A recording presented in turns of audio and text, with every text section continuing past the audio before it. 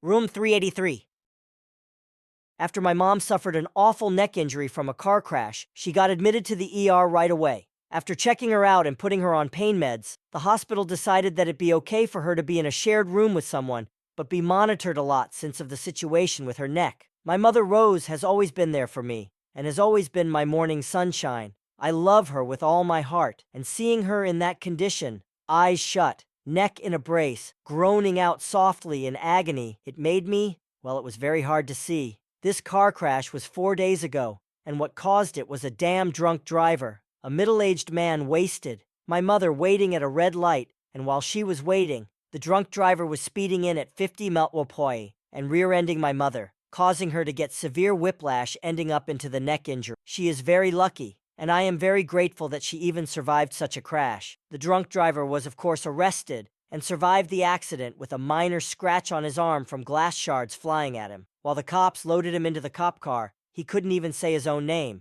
That's how wasted he was. The hospital is only about a 10-minute drive away, which is very nice since I don't have to drive too far in case of a severe emergency with her. I will admit though, since the crash, I have always been very shaky when driving, thinking that every sudden move will result me in a car crash. Basically, I have PTSD from something that didn't even happen to me. Anyways, the weird stuff happened when I arrived at the hospital. Going to her room 383, I saw her this time and something was off with her face. I know that she had just survived a brutal car crash and her neck got fucked up, but this was weird. Her mouth was wide open and her face was droopy, eyes wide open, just staring into space. "Hi, Mama," I said. I guess I had jump scared her because she let out a startled noise and looked at me. She was mumbling something I couldn't understand, but I was thinking she was saying something along the lines of, "Hi, honey," or something like that. But then suddenly she just deadlock stared at me, eyes droopy now like a melted candle wax. "Mother, I'm sorry about all this," I said, getting emotional. She then starts to scream out as I begin to get closer to her to give her a hug and kiss.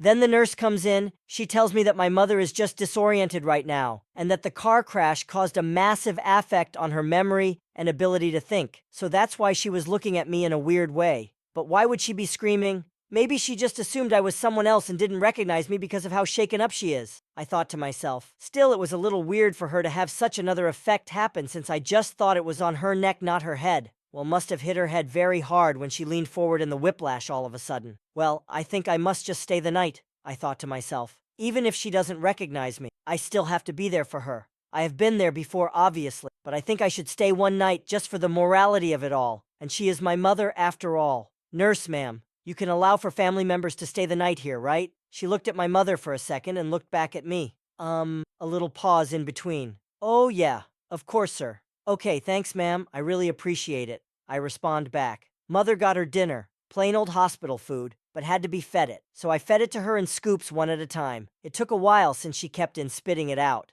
Even one time she began to start to puke on me. That wasn't the most fun thing. Stepping out of the room, I go and tell the front desk by my mom's room that I am gonna wash my shirt off real quick since it has puke on it. With a wet but clean shirt, I head back to room 383, which was a cool number to me. Anyways, as I head back, I walk in the door and I see the nurse on my mother's bed, knees beside her stomach, like she was sitting on top of my mother, just looking down at her, staring. "What the hell are you doing?" I scream out, very weirded out by this. "Sir, it's okay," she responds. "Rose here was acting all aggressive and tried to punch at me, so I had to hold her down somehow." The nurse could have been right, since my mom could still move her arms and legs, which again is a miracle knowing the severity of the accident that happened. But I just found it kinda odd, like staring down at her, without saying anything at all. Like, what the actual fuck? Obviously weirded out by this, but pretending to believe what the nurse meant, just to not cause any trouble, I simply say, "Okay, thank you, ma'am. I am sorry for yelling at you. I didn't mean it, I was just confused, that's all.